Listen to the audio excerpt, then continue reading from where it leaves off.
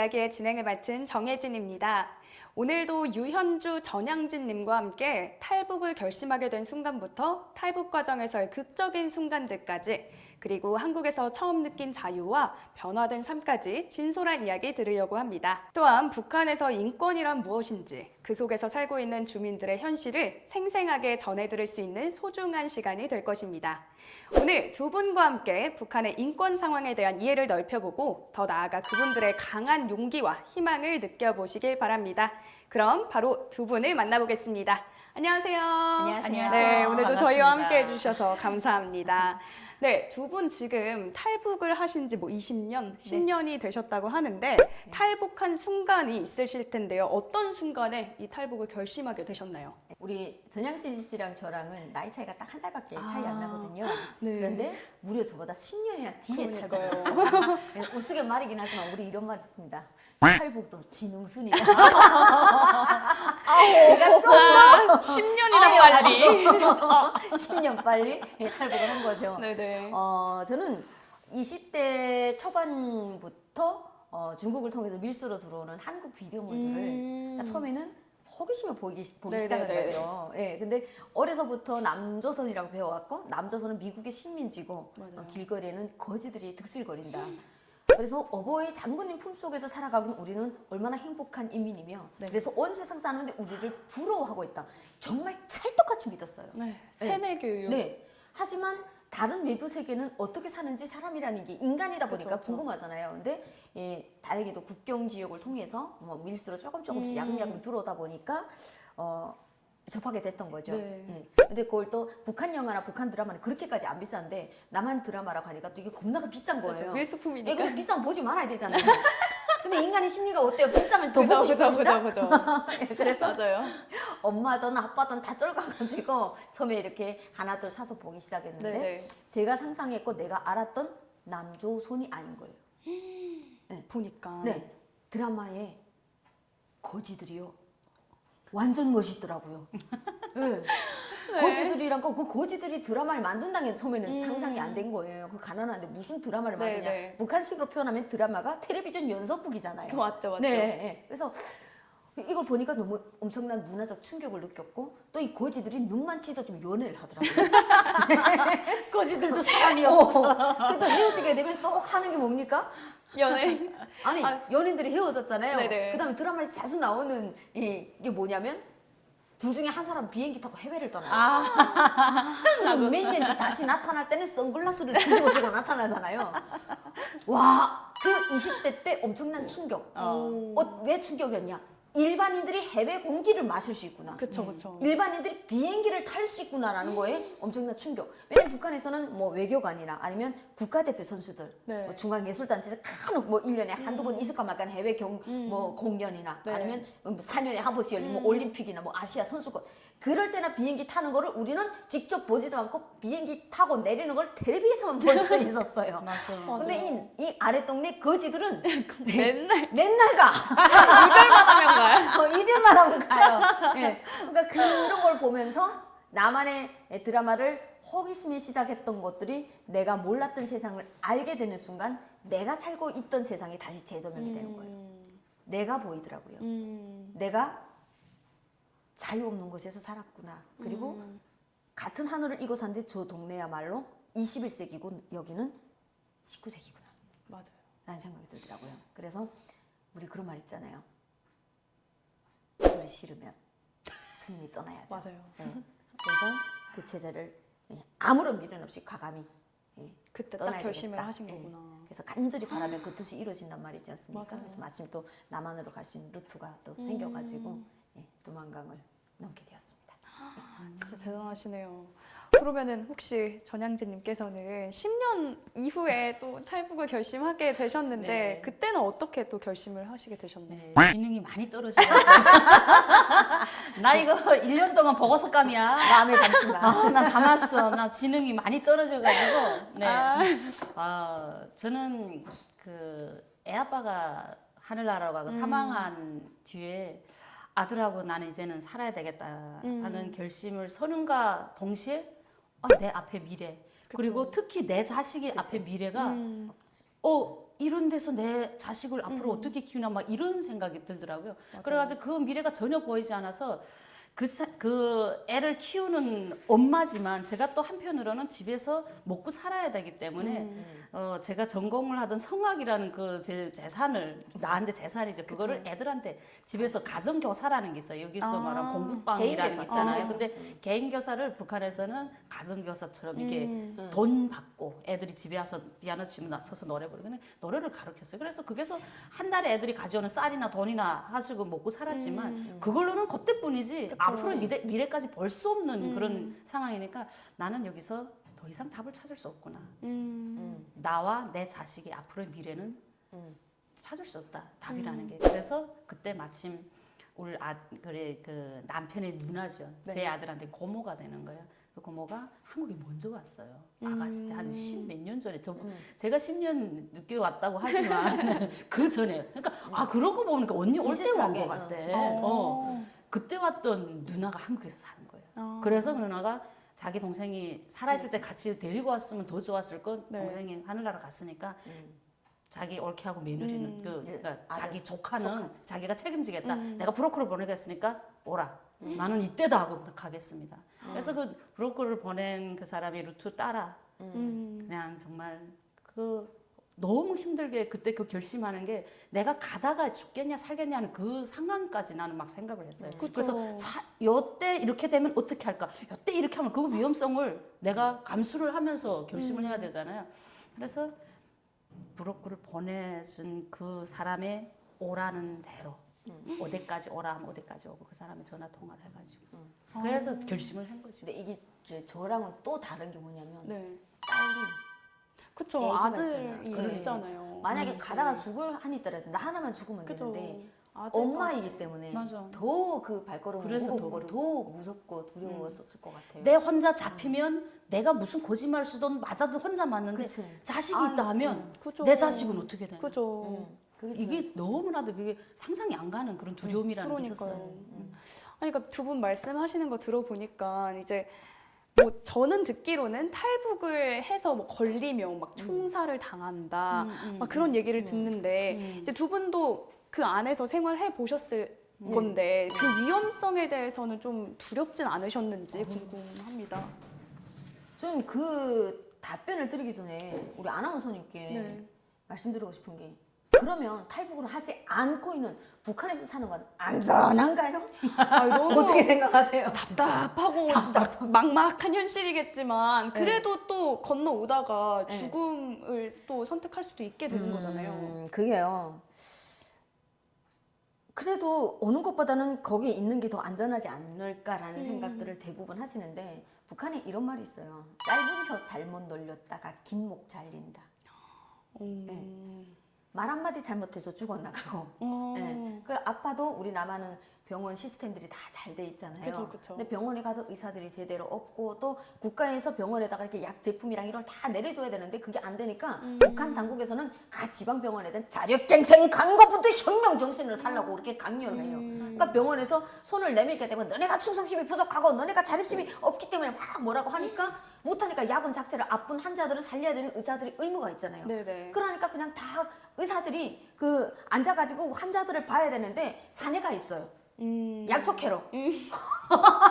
약이 허미들, 없으니까. 그리고 그나마 자체로 병원에서 생산할 수 있는 게 링거거든요. 네. 링거라는 게 별거 없잖아요. 그 그쵸. 비율 맞게 소금 물인 맞아요, 거잖아요. 맞아요. 예, 근데 그 링거를 만들면 뭐해요? 링거 담을 병이 없는데. 그래서 만약에 내가 장염이 와서 링거를 맞아야 된다라고 하게 되면 링거는 있다고 자신 있게 말해요. 근데 병을 갖고 오라고 그래요. 그럼 집에 뭐 링거병이 따로 있는 건 아니까 그냥 집에서 술병, 맥주병 가지고 가요. 그러면 그거를 열소독을 한단 말이죠. 예. 근데 아무래도 면류올이라는 게 열소독이 한 2시간 정도 해야 되는데 네. 전기가 자주 간단 말이에요. 병원은 그래도 일반 사람들이 사는 주택과 다르게 전기가 계속 우선적으로 보내주지만 간혹 가다가 또 전기 전압이 따지면 또 떨어지면 또 정전되고 하다 보니까 수술 중에도 정전이 되고 뭐 이런 경우들이 되게 많은 거예요. 예. 아, 세상에. 예. 그러다 보니까 거기서 그냥 앉아서 일해 죽으니 또 가다가 죽으니 죽기는 마찬가지라는 거예요. 예. 그래서 저는 지금 이제 다시 또 북한에서 다시 돌아가게 돼서 또 다시 탈북을 하게 되면 저는 수백 번, 수천 번 전 탈북을 할 것 같아요. 북한 사회에서는 못 살 것 같아요. 예. 그 사회에서 사는 삶이 더 불안하고 더 위험하다. 예. 저 우리가 같은 경우에 나와서. 자유를 이전은 경험했기 때문에 이전 내 머릿속에 그 자유를 알면 할수록 그 체제에서 살면 반발심이 더 커질 거 아니에요. 그럼 화가 나니까 나도 모르게 뭐라고 할 거 아니에요. 네네. 그래서 어떤 분이 그러세요. 아, 윤수 씨는 탈북 안 하고 북한에서 살아도 잘 살았을 것 같다. 이런 말씀을 하셨어요. 속 터져 죽었을 거라고. 열받아 죽었을 거라고. 말을 쓰 못하시는데 이렇게 시원하게 말을 못하는데 네. 이래 죽고 저래 죽을 게는 그 위험을 감수하면서라도 탈북하겠다 이런 게 있는데 저 같은 경우는 애를 얻고 그쵸. 와야 되니까 그 위험성은 남보다 2배라는 그렇죠. 게 있잖아요. 근데 애를 얻고 오면서 그 중국 쪽 부록고들하고 우리가 강을 어디서 넘으면 그 강 너머에 중국 사람 우리를 또 데리러 나와야 되잖아요. 전화 연결을 해야만이 네네. 가능하죠. 우리가 뭐 소리 질러서 내 여기로 갈 거니까 날 데리러 다 와 이렇게 걸리죠. 못하니까 네. 전화를 몰래 그 브로커를 통해서 전화를 하는데 그래서 어디서 어떻게 만나자 장소까지 다 받았어요. 네. 그래가지고 애기를 얻고 근데 저와 같이 가는 사람이 한 명이 있었거든요. 그래서 열심히 길 따라 가는데 내 옆으로 무슨 차가 쉥 저런데 그 시골 산골에 그런 좋은 승용차가 지나가는 건 정말 보기 보기 드문데 드물지, 네네. 시커멓고 번호판을 딱 봤더니 검찰 보이부 이런 번호인 거예요. 그러니까 북한은 사람들이 차 타고 다니는 사람들이 없으니까 대부분 번호판 앞번호만 봐도 아 저건 검찰차구나, 아 저거는 보이부 차구나 이런 걸 다 네네네. 알아요. 17번이 보안성 차고 앞에 그러니까 우리도 보면 앞에 두 글자가 맞아요, 붙잖아요. 맞아요. 숫자가 네. 북한도 그게 있거든요. 뭐 20번은 보이부, 뭐 17번은 보안성, 뭐 11번은 당, 뭐 이게 있거든요. 네네네. 네. 그럼 차가 나타나지 않아야 될 차가 딱 나타나거든요. 그렇죠. 근데 일반 차가 아니라 일반 차가 아닌 보이부하고 거지. 검찰차가 그리고 일반 사람들이 북한은 일반 사람들이 차를 타는 그쵸. 게 없으니까 그치. 드문 것도 아니고 11호 없으니까. 열차밖에 없어. 11호 열차. 근데 그런 차가 그 시골에서 쫙 지나가는데 나는 우리 주행을 없으니까 조금 걸음이 느렸어요. 근데 브로커가 약속한 시간은 딱 정해져 있고 그러니까 저와 같이 가는 친구는 젊은 친구였어요. 일행이, 그래서 넌 먼저 좀 뛰어가는데. 빨리 가서 사람 만나라 먼저. 나 뒤따라온다고 조금만 기다리면 되지 않냐. 걸어가다 보니까 그 길이랑의 산골에 주변에 사람들도 딱 가면 그 앞에 사람이 보여요. 네.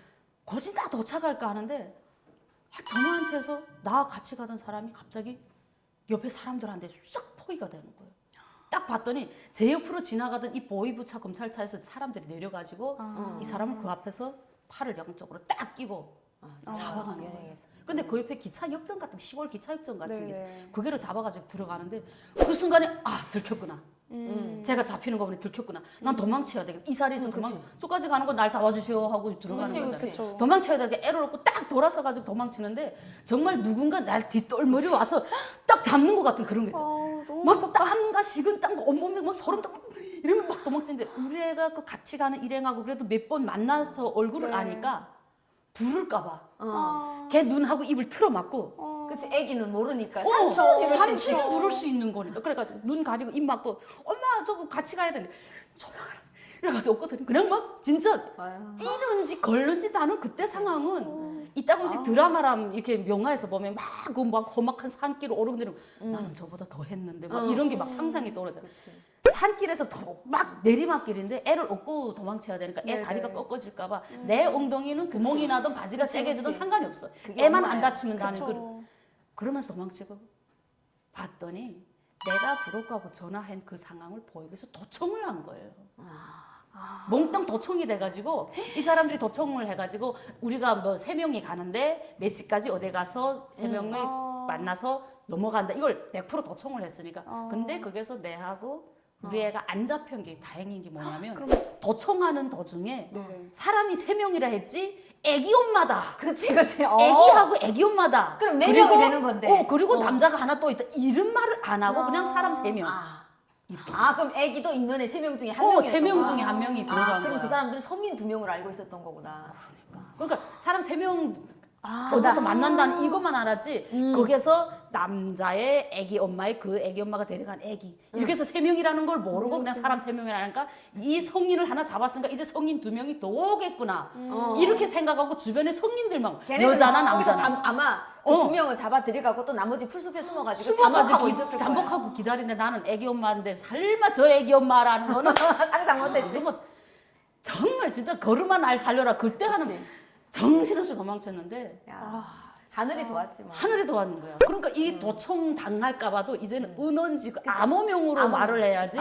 그냥 무슨 아우 무슨 누구 엄마 그 엄마가 애기 하나 데리고 갈 거다 이렇게까지 했으면 그쵸. 야 저기서 도망친다 저거 남자가 잡아라 이렇게 하면 뭐 나는 잡혀. 요즘에는 어머, 100% 세상에. 도청이 돼가지고 국경적 이쪽에서는 네네. 그래서 뭐라 그러냐면 우리 가족의 생일을 알잖아요. 네. 우리 아나운서님들 생일을 알잖아요. 네네. 그렇게 되면 내 동생 생일이야. 그렇게 되면 야 너 생일 월 있잖아. 몇 월이야? 그 몇 월을 몇 월. 그 숫자를 계산하는 거예요. 자 계산해. 그다음에 아버지 생일 날짜를 더해. 이런 식으로 그 시간대, 그 날에 뭐 이렇게 약간 이런 식으로 인원을 써서. 그래야 그 약속 장소, 약속 시간을 모르니까 얘네들 그럼 언제까지 매달 며칠 날에 여길 와서 그렇죠, 만나는지 그러니까. 모르게 해야 되니까 그렇게 혼선을 주기 위해서 그런 식으로도 이제는 바꿔서 해요. 와. 정말 전행진 씨는 하늘이 도왔던 그러게요. 거죠. 조금만 빨리 갔어도 그 차가 그쵸. 조금만 늦게 봤어도 그렇지. 그러니까요. 그냥 바로 그 자리에서 어떻게 이게 보면 순간에 그 진짜 한 점 차이 한 발. 한 끗 차이. 그 한 끗 차이 때문에 살아났는데 그렇게 해서 도망치고 겨우 숨어 있다가 그 뒤로 한 1년 후에 다시 브로커를 보내서 탈북을 탈북을 시작하지. 그리고 탈북했죠. 그래서 그때 그 위험성이라고 하면 정말 지금도 나는 갑자기 저도 손이 손 손끝이 떨리는 것 같아요. 차가워졌어. 네. 이 얘기를 듣다 보니까 이제 두 분이 좀 탈북을 하시면서 굉장한 어려움을 겪으시면서 들어오셨는데 좀 탈북한 경로가 차이가 좀 있으실 것 같아요. 네. 두 분의 차이가 지금 10년이 나시다 보니까 어떤 경로로 한국을 들어오게 되셨나요?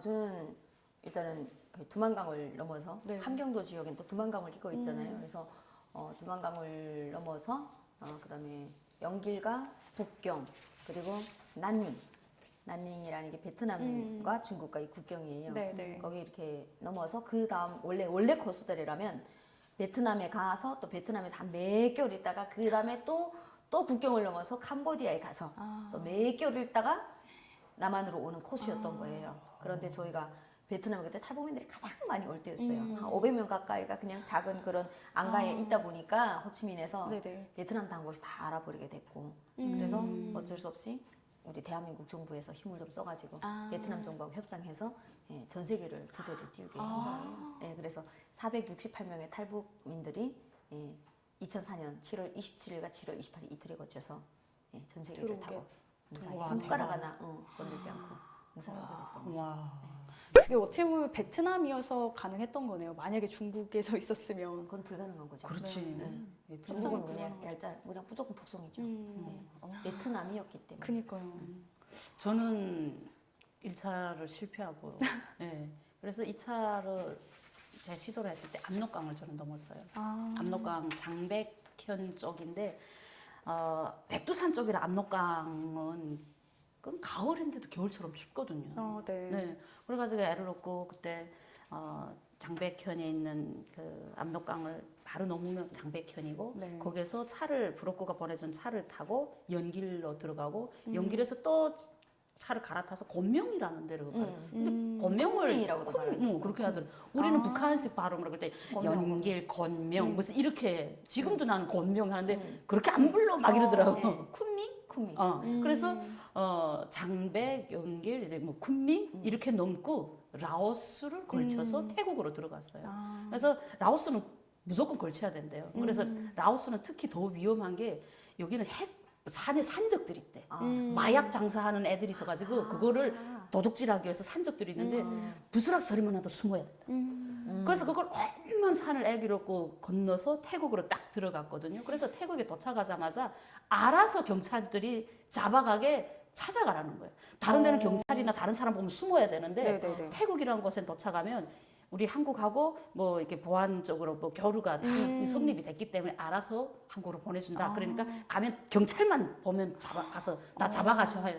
근데 제가 넘으니까 거기는 막 시골 농사 짓는 사람들인데 그 사람들한테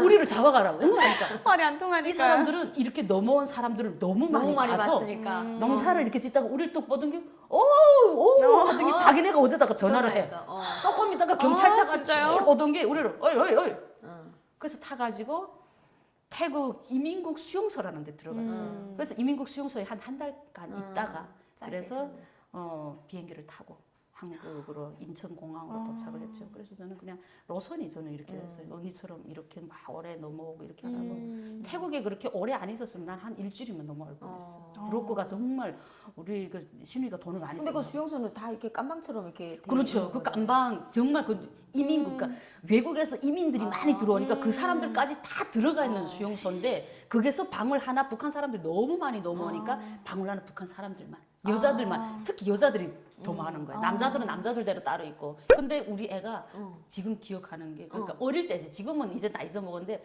한국에 금방 와서 엄마 우리가 뭐 잘못한 거 있어? 엄마 뭐 잘못한 거 없어? 엄마하고 내가 뭐 잘못한 거 있어서 아니야. 그랬더니 엄마 내가 어렴풋이 꿈인지 뭔지 기억이 나는지 뭔지 모르겠는데 막 제살창 같은데 막 있고 사람들이 엄청 많은데 엄마하고 내가 거기에 막 갇혀 있는 거. 근데 그게 너무 마음 아픈 거야. 근데 걔가 그걸 왜 기억하냐고. 그래가지고 아니야 그거 아니야. 너 그래서 꿈이야 개꿈이야. 그래서 저는 아니야 그 무슨 뭐 어디서 뭐 드라마 봤냐 만화를 봤냐 아니야 그런 거 절대 그런 일이 없었어 하니까 이상하다 그랬는데 근데 이제 그것도 까먹고. 이제는 그것도 잊어먹어서 난 정말 다행이라고 생각해. 다행이네요. 그걸 지금까지 기억했으면 애한테 은근히 그 트라우마라는 트라우마 되지. 난 근데 그래도 향진 씨가 한 달 만에 왔다라는 거는 바로 그러게요. 잡힌 게 운 좋게 운 좋게 중간 경찰에 잡힌 거야. 또 그런 게 있구나. 또 그렇죠. 이게 뭐냐면 수도권에 있는 쪽으로 윗단계를 아랫단계를 거치지 않고 가니까 한 달 만에 온 거예요. 근데 우리 엄마는 운 나쁘게 어쨌든 태국에 가면 무조건 잡혀야 되니까 네. 날 잡아가쇼! 날 잡아가쇼! 했는데 똑같이. 잡힌 게 하필이면 지방경찰서, 파출소 같은 데 잡힌 거예요. 그러니까 거기서 또 한두 달 있다가 그 다음에 또 그 다음 가야 중간 되고. 지방에 있는 이 경찰서 이제 있다가 왜 세 번째로 이민국까지 가다 보니까 한 4개월인가를 엄청 오래 했어. 그러니까 태국에서만. 더운 나라에서 그러니까 조금만 뭐지도 그 외국인들이랑 있는 데는 외국인들 또 이 냄새가 조금 이렇게 나더라고. 이런 나는 이런 것 때문에 너무 괴롭게 있다가 와가지고 태국이랑 우리 엄마는 기억이 좋은 게 없는 거예요. 수용소, 그쵸, 감옥 그쵸. 이거밖에 생각 안 해요. 근데 우리가 무슨 이렇게 우연히 얘기하다가 결혼식 하고 우리는 너네 신혼여행 어디 갔어? 그래서 우리 태국 갔었지. 아까 야갈 데가 없어서 왜 태국을 가니야?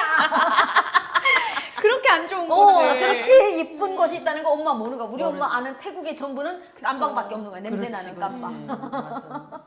나도 그 애 데려오면서 이민국 수용소가 너무 더우니까 우리 애가 갑자기 열병처럼 열이 나기 시작한 거예요. 그러니까 거기서 경찰들이 얼마나 고마운지 약을 겠다. 그리고 그 사람이 막 몇 병씩 들어가 있는지 나오라 해서 복도에 나와 앉아 있어. 애교만 또 봐주는 거야. 그래서 난 그때 그 경찰이 참 고마웠어.